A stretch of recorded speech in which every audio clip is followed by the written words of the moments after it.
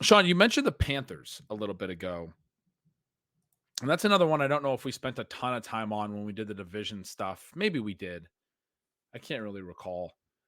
But you mentioned the Deontay Johnson price, which I think is just wrong. And I'm not getting enough of him because I also think the JSN and Rashee Rice prices are just wrong, and they're both going in the exact same range.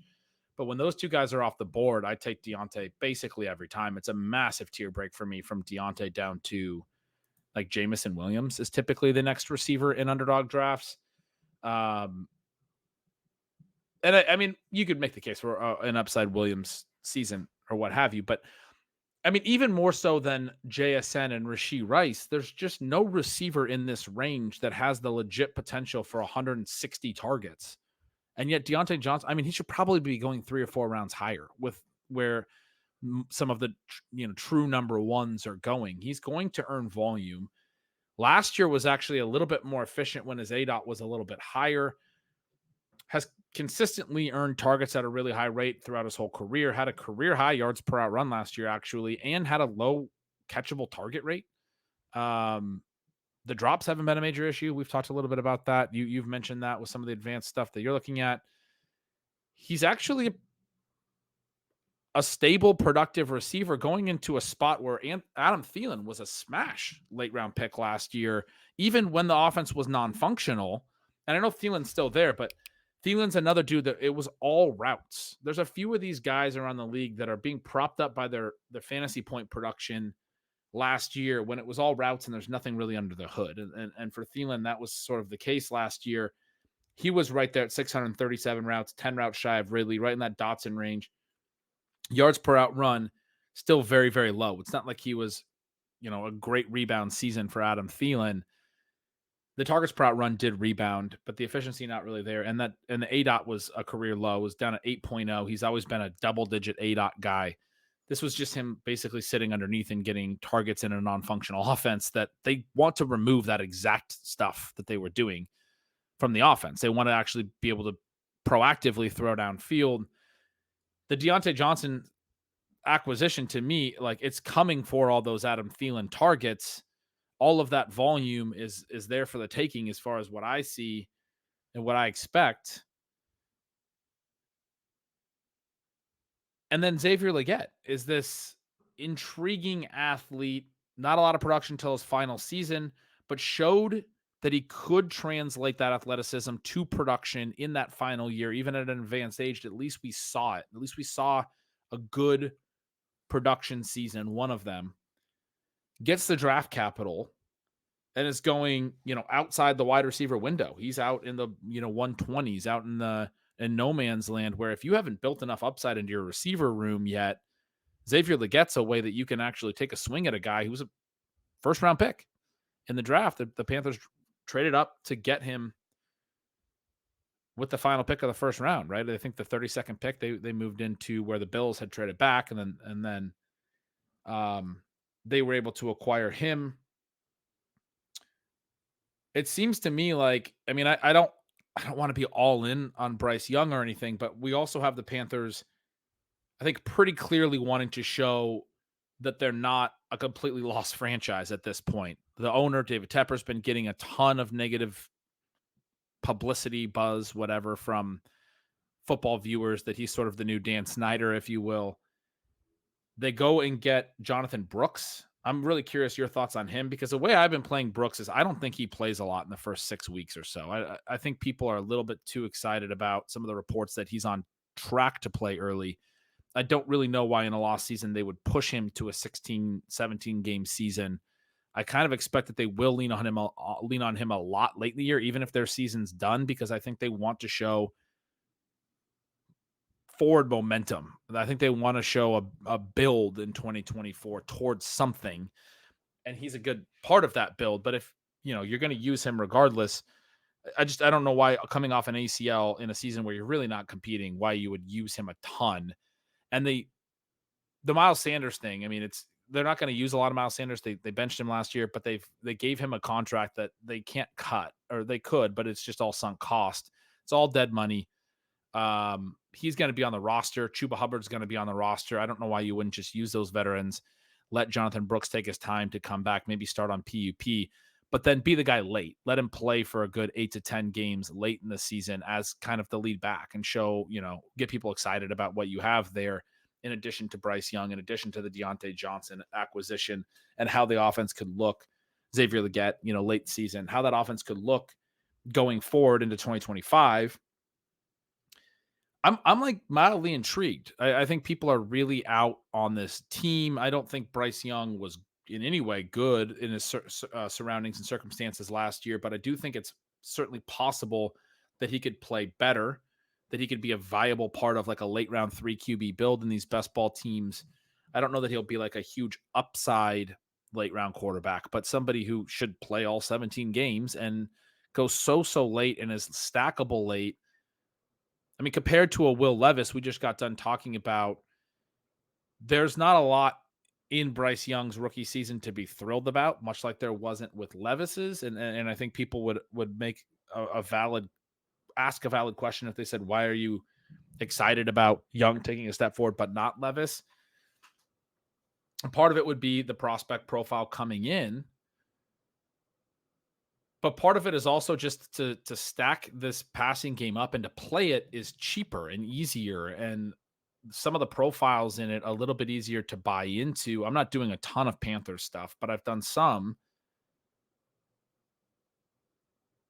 Where are you at on, I guess I really want to know on Jonathan Brooks. Do you think he's going to play a lot early in the year?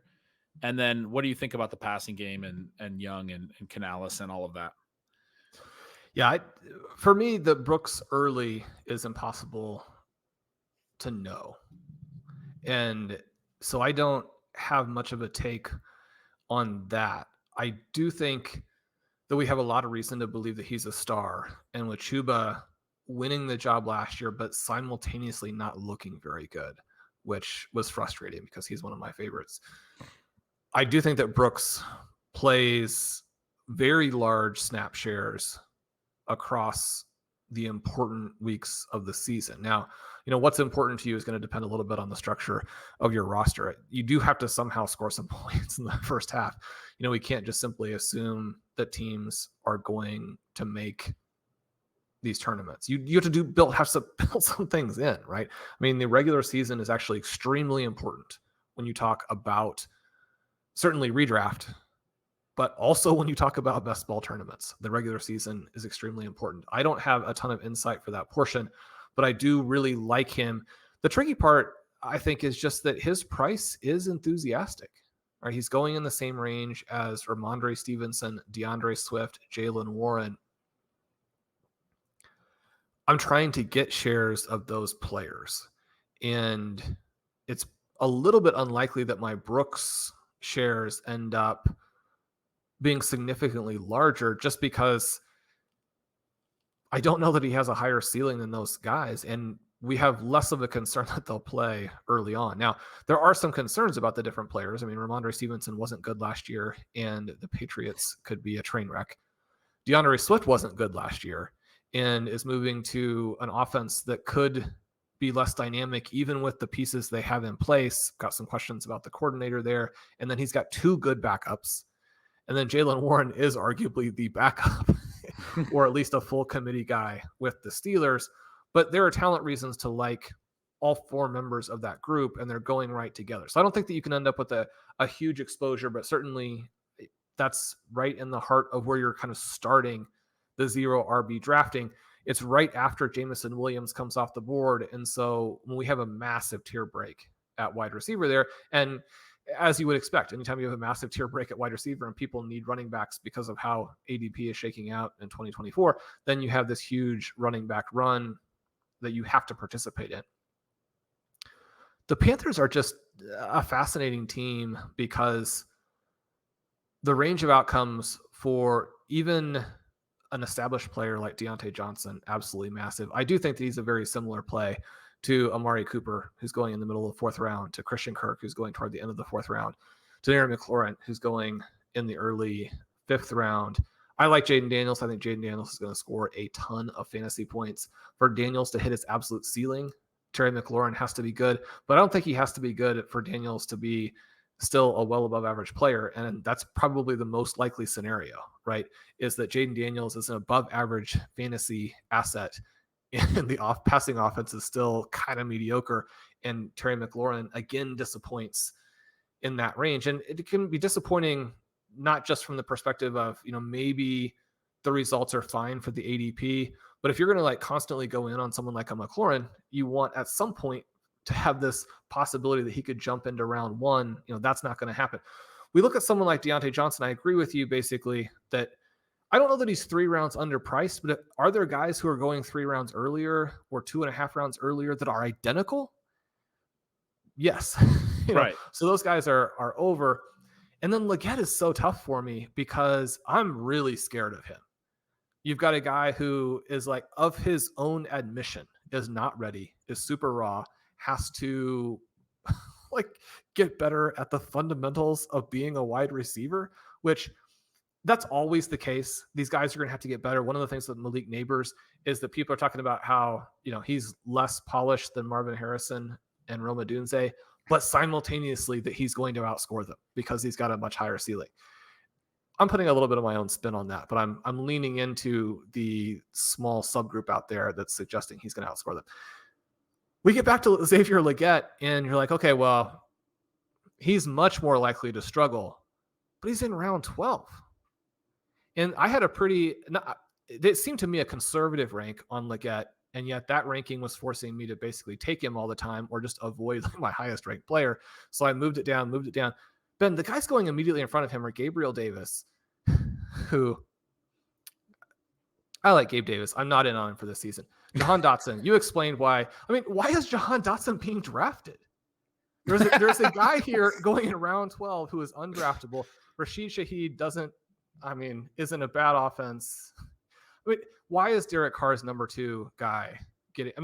Rashid Shaheed and Juwan Johnson are 2 of the weirdest players in fantasy football. It's okay just to say that Chris Olave is going to score. Nobody else is. Whatever that means for Derek Carr is going to be fine. You're valuing Derek Carr in the last round because that's how it's going to play out. You don't have to have a second or third guy score any points in that offense. Mike Williams, I don't understand why he's being drafted in round 10. Josh Palmer, the very real chance the number 4 receiver for the Chargers. If you had to just like right off the top of your head, quickly rank Ladd McConkey, Josh Palmer, Quentin Johnston, DJ Chark, go. I would rank Josh Palmer had a good year 3. He's the one that I'm sitting over here disagreeing with. I'm ranking him ahead of Quentin Johnston. Number 1. Yeah. Probably okay. Number 1. Okay. McConkey maybe 1. It's McConkey and Palmer. Quentin Johnston was bad last year, but DJ Chark is also pretty solid. There's a lot of ways that could go, but Palmer is the incumbent and has a little bit of a connection with Herbert. I actually have been drafting some of him. Okay. Jacoby Myers, Khalil Shakir, Romeo Dobbs. We're like in round 9 now. Romeo Dobbs. If you and I are out on Romeo Dobbs, I would be out on him in round 13, right? And most I love of Romeo all Dobbs. The names that you just said, I'm completely in agreement with. I loved your Saints thing. I have not drafted Shaheed or Juwan Johnson once. I've not drafted Khalil Shakir, or I don't think Romeo Dobbs even one time. It's just really hard at that price. There's basically I agree with all those names you said. Mike Williams is a guy that I've drafted a couple times. I think could fit with Aaron Rodgers okay, but that's a lot of. Leggett should be going ahead of all those guys. Yeah. So Khalil Shakir is an interesting name because we did get a lot of comments from the last show that he is going to be the breakout star for the Buffalo Bills. Obviously, we did the Bills breakdown. I do think that is interesting. I'm not willing to go that far, but I like the fact that the viewers made that claim. That's what we do like to see in the comments, people getting out there and giving a breakout tournament winning suggestion. So yeah, the Panthers prices I think work. My concern would be that, you mentioned it's all routes, but one of the ways that a player gets a ton of routes is that he still can kind of do something. Are you not concerned that Adam Thielen just won't die? The other thing I want to mention really quickly is that in the 18th round, you can draft Ja'Tavion Sanders, who I continue to believe is one of the most undervalued rookies in fantasy football this year. And one of the things that Pete was pointing out to me is that Dave Canales is claiming that his offense is going to be fantastic for the tight ends. I mean, where do you go with that? Tommy Tremble? That's not viable. I mean, No. probably not viable. I mean, sometimes you get some tight ends who break out later. I like Tommy Tremble a couple years ago. Maybe he's just ready now. I took Sanders already, and he's basically undrafted. But the place where I've played the Panthers a couple times is in the puppy super flex drafts.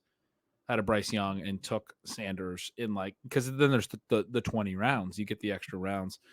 I think it would make sense on FFPC as well, obviously with the tight end premium. If you're doing super flex too, and you want to build out something with the Panthers, you can get Sanders very late there. The Thielen point, maybe, Sean, maybe I should be a little bit more concerned, but from his third season in 2016, where he first ran more than 100-ish routes, his ADOTs for his career: 11.2, 11.1, 10.0, 14.1, 12.5, 9.5 in 2021 is the lowest. The first time we see it below 10, 10.5 in 2022, but he earns no volume there, and his yards per out run falls all the way to 106 in 2022. It's really, really poor. In his peak, he's a 2+ yards per out run guy. He has multiple other seasons at 1.8 or higher. 2021, it's down to 1.63. 2022, it's down to 106. Last year, it got back up to 159, but his ADOT fell all the way to 8.0, the lowest in his career by a yard and a half. His yards per target was in the 7s, which is lower than every other good season of his career, which he was basically 8.5 or higher in all of his good seasons. That's the player Adam Thielen was. He was a double-digit ADOT guy that added some efficiency after the target. His targets per route run at times only in the 20 to 21% range, and he would run a lot of routes. But because of a high ADOT and some efficiency on those targets, he would be solid. Last year, that targets per route run was back to 21.4%. It's in the range of some of his better seasons, except for the efficiency is really low still. He's 1.59 yards per route run, worse than even the 2021 season. It was a bump back up from 2022, but I look at this and I'm like, this is an extended drop off. His last 2+ yards per out run season was 2018. He had 2 more years after that at 1.8 or higher, and now 3 years in a row that have been sub 1.65. And with the ADOTs falling, yeah, there's some targets there, but I don't know what he was doing. And when I was watching the games and when I was writing about and selling signals, I felt like the one thing he was providing this offense was an outlet so that Bryce Young wouldn't get sacked basically every time, because the guys weren't getting open downfield. And a lot of the times it was just Adam Thielen underneath. He did make some plays on some intermediate routes. He did there was a few times, I do have to admit, he would get open on an intermediate over route or on a deep out route and make some catches. He still has some of that veteran experience. I just think when you add Deontay Johnson, who's in his prime and last year had a higher targets per route run than Adam Thielen has at any season of his career, except for, I think, one, his best season in 2017. Deontay Johnson last year's targets per out run was one of the lower numbers of his career and is better than basically everything that Adam Thielen's ever put out there in terms of target earning, the ability to get open. And that's backed up by, you go to ESPN's open score and all this other stuff. The separation is there with Deontay Johnson. Everything suggests that he can run routes in man coverage and get open. That's what Bryce Young needed last year, was somebody to get open so he could throw on time and in rhythm. And instead, he was having to come back down to Adam Thielen, kind of using his veteran ability to get open in space and kind of get forgotten about 4 yards down the field on a lot of these catches that he made. I'm a little concerned, I guess, but I'm definitely not drafting Adam Thielen. The way that he was used and the volume he got last year, it's really hard for me to envision him being a big hit kind of player. And I mean, I really do think they're looking at the film last year and going, how can we get all of these Adam Thielen targets out of the offense? Dave Canales is how do I get Bryce Young throwing on time in rhythm to open receivers so that we don't have to do this Adam Thielen stuff? And then Thielen becomes what Tyler Boyd was the last couple of years, what he was in 2022 in his last year in Minnesota, where his targets per run was down around 15%. And that's fine for this veteran player. I'm not saying he'd even be horrible. It's just he's not really a playable fantasy asset at that point. And I think it's very clear that Deontay Johnson's the better target earner. He's younger. He's more of a route running target earner at this stage, whereas Thielen is more of a sit down in a zone or find soft space, veteran, I don't know, not really creating separation with his route running as much as just kind of getting into soft spots in the zones and things like that. I don't know if that's like, fully backed up in the stats or how good he is against man coverage or what have you, but I know that Deontay's numbers suggest that he's quite a bit better. And then you also have the potential for Leggett to be a hit and to add value, and the whole new offense to be a better offense in terms of getting through your progressions and getting the ball to where you want to get it. I think the biggest thing with the Panthers last year is they just didn't get the ball where they want to get it. We talk about that with Mike McDaniel. Like the first read stuff was there. He's able to get the ball to the deep middle of the field at a rate that is massively higher than any other team. Get the ball to Tyreek Hill, get the ball to Jalen Waddle when he's not getting it to Tyreek Hill. The Panthers were the opposite offense last year. The teams or the players they wanted to get the ball to, you couldn't get the ball to. And then it was, okay, well, Adam Thielen. I mean, that's like the only thing that we have. I think it's going to be tough for Thielen to back up really anything he did last year in an offense that actually has a target earning number one. Unless Deontay Johnson gets hurt, I'm sure there's some contingent upside at that point. But anyway, it seems tricky for me. And Ben, that kind of bounces us back around to this idea of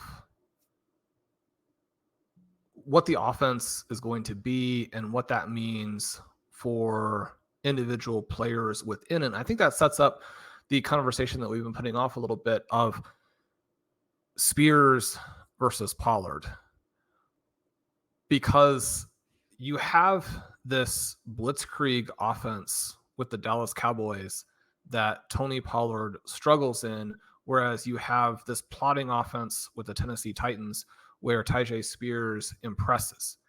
And so one of the things that we can look at with these two backs is that Spears was a lot better before contact, and he ends up averaging 4.5 yards per attempt to just 4 for Pollard. But one of the pushbacks there is going to be that Spears is being used on a lot of the types of plays where the defense is okay with you gaining some yards before contact. They're trying to stop the third down conversion, that type of element. Whereas Pollard finally getting out of the shadow of other backs is the workhorse for Dallas in 2023. But one of the problems here is just that the Cowboys actually blocked pretty well last season. They had a 2.1% blown block percentage on running plays, contrasted with over 3% for the Titans, which was one of the worst in the NFL. So you have these two offenses also in terms of run blocking that operate, pretty close to the opposite poles, and the younger player was more dynamic. And one of the other ways that we can really see this jump out is in forced missed tackles. Now, both guys actually were pretty good last season in terms of broken tackles at around 10%, a little bit higher for Spears. When you think about these backs as being explosive players and not the big hammers, I mean, those are good numbers for both of them. It's encouraging, I think, when you look back on Pollard's season last year and realize that he wasn't particularly good, but yet, that peripheral is still encouraging. I think that turns me around a little bit on the idea that he's going ahead of Spears. But Spears is at 11% forced missed tackles to just 3 for Pollard. And Spears was a big-time workhorse back his final year in college and was one of the top backs in college football in 2022, specifically in terms of the forced missed tackles.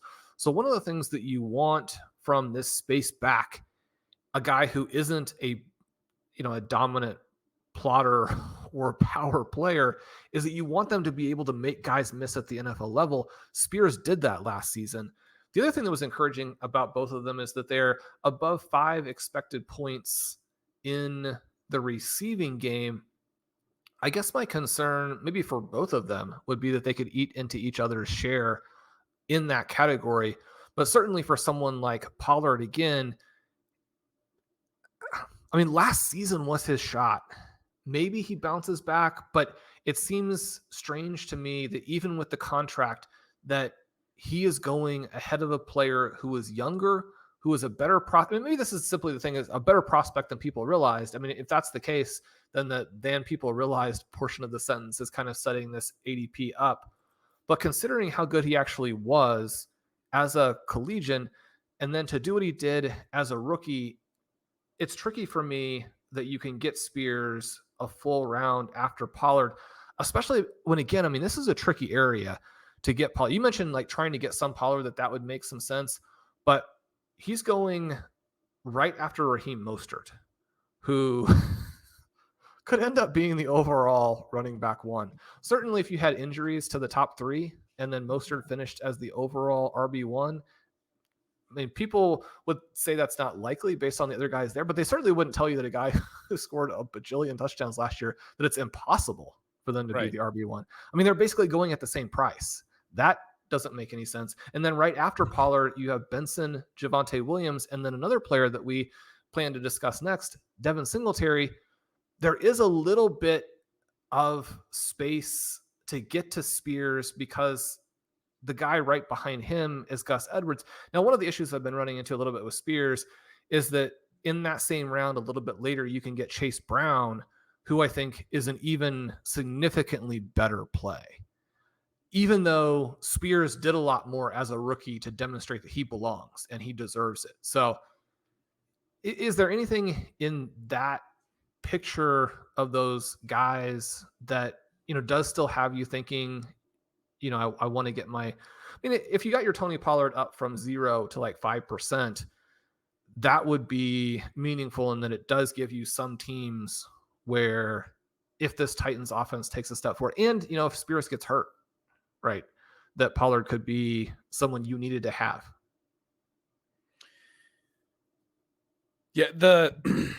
An interesting, one of the big questions for me with Pollard, the thing that I can't get over is the contract. And I understand people don't care about contracts, but it relates back to the fact that prior to last year, Pollard was a very good running back. I mean, if you go to his 2022 season, he was a Pro Bowler. Last year, he gets a lot more work and he's a lot worse. And we're all like, man, how is he underperforming by this degree? We're finally getting the touches. In 2022, he had gotten to that point, a career high 232 touches, had never had 170 prior to that season. So it really kind of starts to take off in 2022. Last year, he had 307 touches, 75 touch difference last year relative to 2022. In 2022, he gained significantly more yardage from scrimmage on 75 fewer touches, 1,378 to 1,316, about 60 plus yards on way fewer touches, and he scored twice as many touchdowns, 12 total touchdowns compared to 6. I mean, he was a way more efficient player just by those numbers, that he had more yards and more touchdowns on 75 fewer touches than the player that we saw last year. And the Titans kind of paid him like last year didn't happen. I mean, not entirely, but it's tough for running backs to get big contracts. And just to sort of recap this, and I think a good player to compare it to is Zach Moss, because you just talked about Tyjae Spears vis-a-vis Chase Brown and the opportunity in front of them. My concern with Pollard, the Pollard contract has $10.5 million of fully guaranteed money over 3 years. Not all of that is in actually a pretty small chunk of that is in 2024. They have fully guaranteed $3 million of his salary in 2025, plus $2 million of prorated signing bonus. So he has a $6 million signing bonus prorated over 3 years. He's got $5 million at least in dead money for next year. And if they do $5 million next year, there's another $2 million that would go on to 2026. There's at least $7 million of guarantees pushed from 2025 and beyond, depending on when they cut him, where that will hit their cap and all of that stuff. But it's a more of a commitment than just in 2024, and it's a sizable number. It's an 8-figure fully guaranteed number. Zach Moss, by comparison, got $3 million fully guaranteed. He got a 2-year deal. $8 million is the full contract total amount, but only $3 million of it was fully guaranteed. That's all signing bonus. None of the salary was fully guaranteed, as far as I understand here. So like next year, if they cut him, their dead money is $1.5 million, that prorated signing bonus. And it's only a 2-year deal. So that signing bonus isn't prorated 3 years out like Tony Pollard's. They're the same age, Tony Pollard and Zach Moss. And so when you talk about like Chase Brown vis-a-vis Tyjae Spears, I mean, I think that's where I get back to this type of thing with the contract, where it's like the Titans paid Tony Pollard like he's a much, much better running back than Zach Moss, and like they're much more committed to him. That doesn't necessarily mean they will act that way in season. It could be said the Bengals just didn't have the money to pay a running back more, and so they were comfortable getting a guy that they still really like in Zach Moss at a cheaper number, but they'll still treat him like their star, lead back. I'm not entirely sure, but when I look at those types of numbers, it's not hard for me to envision Zach Moss getting benched in season this year if he's not very good, and them just going a different direction because they can easily get out of the contract next offseason. It's harder for me to envision that with a running back when next offseason they would have a harder time cutting him because they have more dead money in this contract than they would even get cap savings out of it. Everyone wants to point to the Miles Sanders contract where the Panthers did just that. They signed him to a deal where they were tied into more money the second season, and then they benched him in year one. That's the exception, not the rule. And it's actually put them in a weird spot this offseason where they can't get rid of Miles Sanders. And I think they pretty clearly would like to. They would love to not have the guaranteed money into the Miles Sanders contract that they do have. But teams don't typically sign guys for multiple years of guaranteed money unless they envision using them as a key part of their offense for at least that first year. And then maybe they have to phase him out the second year if they're inefficient and that kind of a thing. But it's like, yeah, he's going to be that's the commitment. He's going to be a part of our 2024 plans all season in a big way. And so for Pollard, like who he is as a player, all the knocks you said are very true, but all of them only relate to 2023 because prior to that, he was a really efficient player that we were super excited about. And so there's the part of me that's like, was 2023 the rare one? And then with the contract, they pay him in a way that I'm like, they're going to use him. And that just concerns me. It's really, I've been out on the Titans offense overall. I've not drafted Pollard, and it's kept me off of Spears more than maybe it should. He's the one guy though that I do take from the Titans, like pretty much the only guy.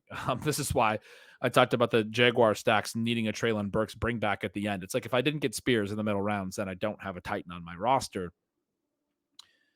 But the Chase Brown thing and comparing Spears and Brown, I mean, for me, it's just a lot easier. And again, the contract details aren't the whole story, but it's a lot easier for me to see the Bengals saying it's up in the air as opposed to the Titans, who seem to have at least committed to Pollard being a part of a committee. And if it is a committee and the offense is bad, we might not want either of them. And at least if the Bengals is a committee, their offense is probably elevating both guys to where they're maybe both usable at the same time.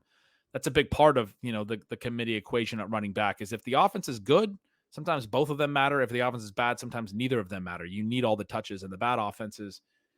And so that obviously plays in here as well. It's all tricky.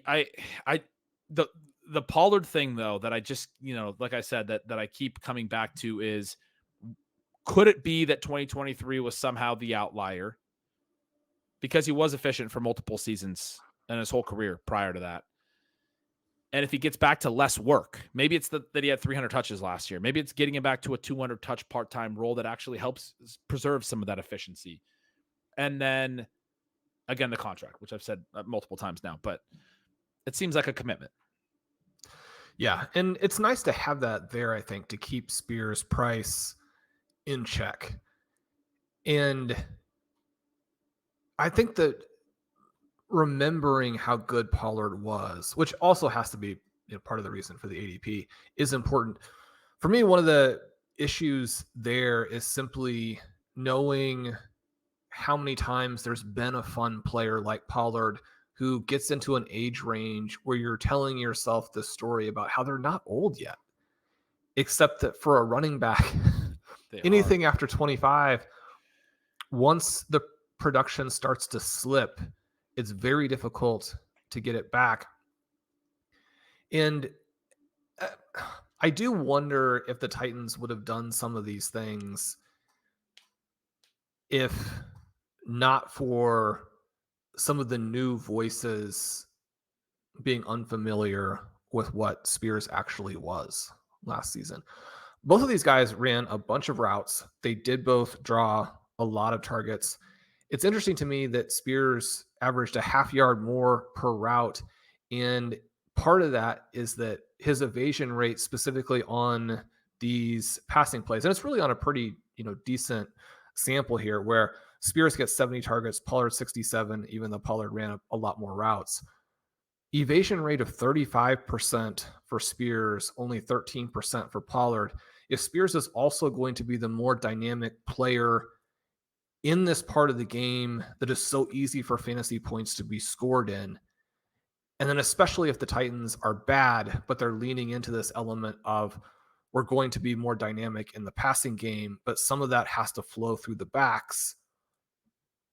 I guess I'm hopeful that Spears actually will be a very dynamic receiving back this season and that he can score in a way that makes him a viable pick where he's going, even if he does end up. I've been thinking about this as more or less a pure split, but that's probably not the right way to look at it. You probably need to think about it more as like 60-40 Pollard from a rushing perspective.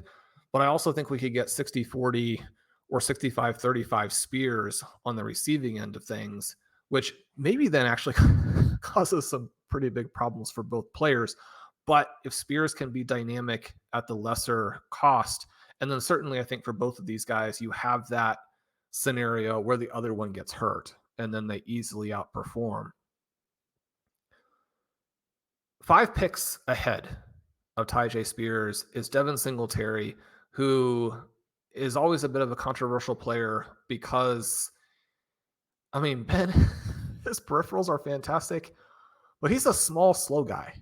And so it's always interesting that he's able to break tackles and force missed tackles and then like doesn't actually run forward, which is an element that I always give the big backs, a lot of grief for because running forward is the thing you need to do. But he comes off of a season last year where he's so clearly better than Dameon Pierce that the Texans have absolutely no choice about what they're going to do. And then as a result, he gets signed to be the starter for the Giants, who lose Saquon Barkley. You and I are fairly optimistic that the Giants offense now with a, probably healthy Daniel Jones, around the start of the season with a Malik Neighbors, that they could be a lot of fun. And their coaching staff has said Devin Singletary knows this offense inside and out. And one of those things I'm almost raises an eyebrow. We're like, you're going to change some things, right? You're going to evolve. This isn't going to be the same offense that he played with you in with the Buffalo Bills. I mean, please tell me that's not the case. I think that's actually what they're trying to do. Dable was his coordinator for his first 3 years of his career in Buffalo. But Singletary is relevant because the backup to him is also probably relevant since he's not some massive star who creates this huge moat. And it has been controversial over the last couple of weeks that the New York Giants seem to want to make something out of Eric Gray. Yeah, and you and I were talking about him a little bit before the show. I was asking you, like, am I missing something here? Because he did get a little bit of playing time last year with Saquon Barkley banged up, but really couldn't even earn the work over Matt Breida. Didn't get a lot of touches or anything, but was something like 2.8 yards per carry on his limited work. There was one game where he played a decent amount. He got like 12 carries and he only got like 25 yards. And the thing about Eric Gray is if you go look up his athletic profile, I mean, he ran a 4.63 or something. And there's that stat that any running back who runs higher than a 4.6 is usually not very good. And he's not also like that big. He's like 210 pounds. He's not small, but like if you're not going to run a 4.6, you better be like a 230 pound back, like able to run over people. He's basically like I said to you before, he strikes me as a college running back, like somebody whose athleticism doesn't get exposed at the college level. Maybe he has some of those running back skills, vision, what have you. But for him to be a very successful player at the NFL level, you basically need him to be Devonta Freeman, or you need him to be, there's only been like a couple, and that's what everyone said Clyde Edwards-Helaire was going to be. And he goes and gets the first round draft capital and still can't do that, even against light boxes that, we don't even think Isaiah Pacheco is the greatest running back in the world, but he's been able to succeed because you're running in an offense that is way more concerned about Patrick Mahomes throwing the ball. But Clyde Edwards-Helaire not able to add anything to that offense because he's just not athletic enough to do that at the NFL level. Eric Gray is not like a complete zero. He has like, a little bit of agility, a decent shuttle time, I believe. This 10-yard split was okay, but like, yeah, I mean, a higher than 4.6 40-yard dash for a guy with, smaller size and stature is a pretty huge concern. Doesn't really have like huge explosion numbers or anything. Um, and they're talking about he's going to be the guy. The quote was something like, if he progresses the way that they want him to. I think this came from Jordan Renan, who's the Giants beat reporter that I would give the most credence to and think is the guy you want to pay attention to. Said something like, if he progresses the way they want him to, that he would be sort of the number 2 going into the season. And my comment to you prior to the show also was like, why would they have any indication that he's going to progress? And like, what does that mean? What's their hope for him progressing? He hasn't shown us really in anything in his limited NFL sample. He's 25 or will be 25 in November. So he was an older prospect that didn't do much in his, age 24 season last year. Wasn't even really able to earn the work. I don't think there's really any reason to believe that Eric Gray is anything. The one thing I'm fairly confident in, this is a 5th round pick, by the way, that, sometimes 5th round picks just don't work out. I'm not trying to like dog him too much, but the one thing I am fairly confident in is if he does wind up as the number 2 and say Singletary goes down, I don't think he's good enough to then produce. Because I've had people ask me why not draft Eric Gray in the last round of these underdogs. And a lot of the reason, or the biggest reason for me, is like, it's not whether or not he might be the handcuff. Like, I see so many people just trying to predict who the handcuff is or who might get the work. But the player has to be good enough to then score for it to matter for your team. Even if you have a player that winds up in a role where he's getting a bunch of work, I realize that, yes, if you have a guy in the 18th round who suddenly falls into 20 touches a game, like there's value in that. But in most cases, they're just providing it. Not in most cases. In these cases where it's a player like this, it's worth identifying that this guy isn't going to be hyper productive because it just doesn't look that way. And I was asking you a little bit about his college peripherals. Another reason that I'm mentioning this, and you went and dug into it. You mentioned with some of these other guys, like a Kyron Williams, for example, there's some good stuff in his peripherals in his college days. That's just not really there for Eric Gray in the college numbers either. All of this has led to a pretty big fall for Tyrone Tracy, who was the guy that I initially had asked you your thoughts on, because I'm fairly exposed to him, largely because I don't think he has much competition for the number 2 job. I've talked about a lot of these day 3 rookies as landing in spots that are pretty favorable where they don't have a lot of competition for the number 2 jobs. And Tracy was one of those guys, even though as a prospect, I mean, he was a wide receiver for a while in college. He's the one that has less to really cling to. Like, he's not Bucky Irving. Bucky Irving, we can go look at and say, this guy was really productive as a running back in college and now is the pretty clear number 2 behind Rachaad White. Like, I want to be in on this dude. Tyrone Tracy doesn't really have that in his own profile. And again, the player has to be good. It's not just, oh, he's got an opportunity in front of him. And the fact that you said to me, the fact that they're even talking about Eric Gray at this point is not favorable for Tyrone Tracy. We would, if we're this down on Eric Gray, we would hope that they're not talking about Eric Gray as the guy who can develop into the number 2 here in this offseason. So the Tyrone Tracy thing's a little bit sketchy. The Singletary situation is where I start coming back. I have not taken a lot of him. I've taken a couple draft picks of him. I've taken him in some of the eliminator stuff, in part because I do kind of think he's just going to be their dude. Like, he's Dable's guy.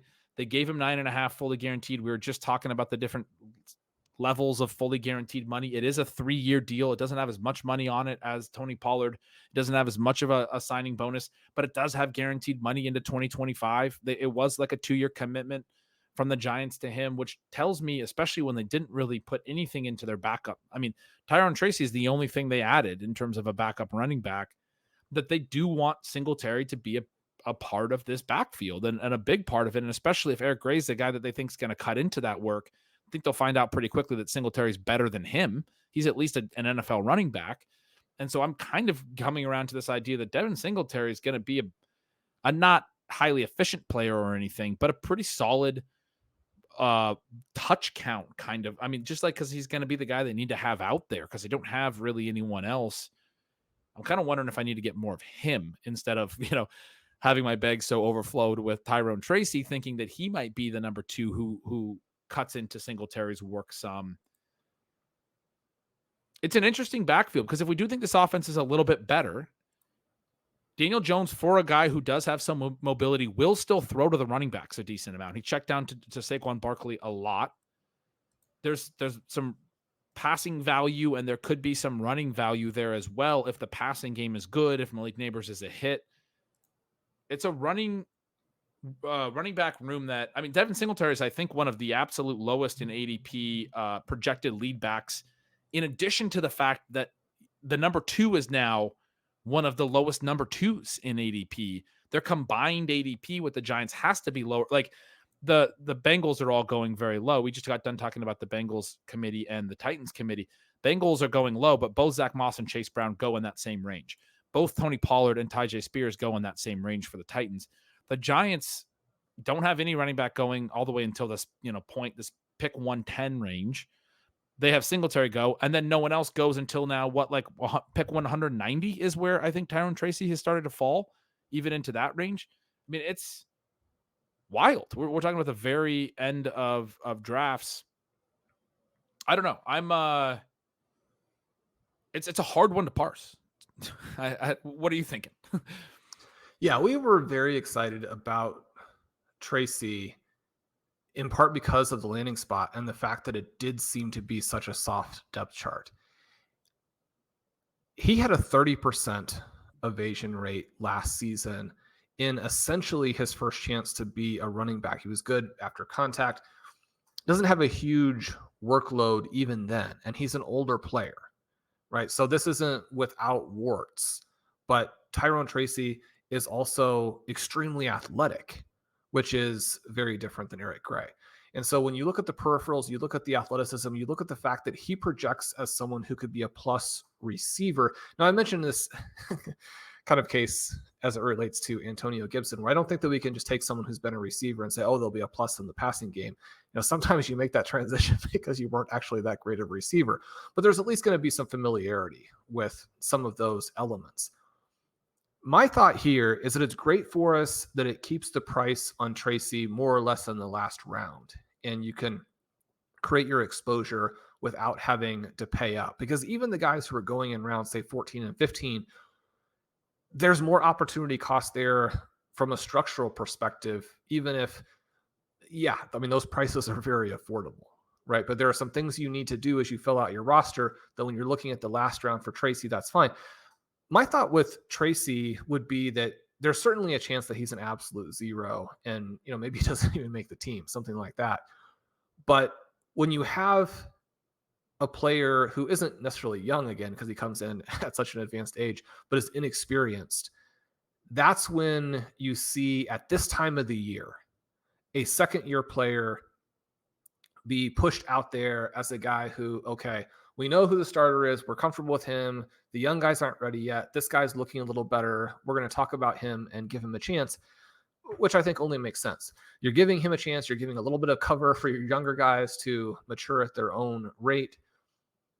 The Singletary thing, though, is really interesting because, one of the reasons he was often on the zero RB list back when he was with Buffalo, I believe, Ben, I just kind of checked it. He does have an evasion rate over 20% for 2019, 2020, and 2021. I think he was the only back who was above 20% in all 3 years. Again, so it's this thing where, he doesn't actually gain a ton of yards off of it, which is the important thing. But he's a guy who is going to be interesting to this particular team. And those are years in the past. We just talked about Tony Pollard, that just last year is the most relevant thing. Devin Singletary wasn't as good last season, but even then he had a 9% forced missed tackle rate, which you're really looking for from the smaller guys, which is the same as like a DeAndre Swift, the same as Jahmyr Gibbs, the same as a Devon Achane, the same as, it's above James Cook. It's the same as Jaylen Warren. Now, Jaylen Warren's a little bit different profile, obviously. He had a massive broken tackle rate. Jaylen Warren, you simply could not bring down. But you like to see a player like Devin Singletary having the kind of year that he had last year. I guess for me, it still seems like, I think if there are winners in this offense, that they're going to be Daniel Jones because of the receivers he has and the rushing value that he brings. And it'll be interesting to see when and if he brings that coming off of the injury. I guess the other thing for me, though, is that if I'm not excited about the backs and they're not going to use Tyrone Tracy underneath. It does feel to me like this is an offense where if we're thinking Ooh. about manufactured touches, I mean, Is Malik this a Neighbors and Wan'Dale Robinson are going to get an avalanche of touches in that 5-yard range. When we're talking all of about dump off to all of Neighbors, dump off to Robinson, dump off to Neighbors, dump off to Robinson. all of the listeners could see that Wan'Dale Robinson reference coming a mile away. You built up right toward it. Everyone is going. They're doing the meme. They're pointing. They're going. I knew Wan'Dale Robinson was coming. I mean, it's a fair point. It's a fair point. Maybe the running backs just aren't the huge value. The thing about the Singletary thing, I just pulled up his ADP. He goes right behind Romeo Doubs and Khalil Shakir and right ahead of Rashid Shaheed. So in that group, right outside the wide receiver window, the elite tight ends are long gone. You're not really in, well, I would say you're not really in a great quarterback range anymore, but sometimes you get Jaden Daniels falling there. He goes about 7 picks on average higher than Singletary. That price isn't going to last forever. The one issue is that the other running backs that go around Singletary are more enticing to me. Javonte Williams still only going 3 picks higher on average. You have Trey Benson going about 6 picks higher on average. And then behind Singletary, Tyjae Spears, Chase Brown are both going in the 10-ish picks, 15 picks behind Singletary. And so that's why I don't take Singletary, is I'm usually taking those other running backs. And that said, Is that a flaw though? Because yeah, I do think the other guys are more talented, but they're similar-ish types of players. And one is a starter, and the other right. guys are backups. That's what I was going to go to. Is I think everything you said about this offense, if it's right, is probably Daniel Jones, and I think that's right. If Singletary was going in the 5th round, like he may have been 8 years ago in this offense, where they signed him to a deal and no one really cared back then if the guy was 27 years old and he's the starter and there's no good backup, and so we're gonna rank him as the 30th running back because he's the 30th best starter. I would be saying he's a dead zone back, right? Like this is a fragile spot. There's not a lot of real upside, and the opportunity cost is too high. But we're in a different landscape where now Devin Singletary costs Khalil Shakir and Rashid Shaheed opportunity cost at wide receiver. The other running backs are more exciting, but to your point, I think I want to be balancing that out more because at 110, it's just so easy to see him being. He's not going to be a big win. We talk about the small win, small miss, big hit players. He's not going to be a big hit player, and he's still a big miss opportunity because that's the way it is with every running back, frankly. But I think he's highly likely to be a moderate win. He's not going to be just a small win at pick 110. When I talk about him in the dead zone and going in round 5, round 6, that's where you're like, all he has is small win potential.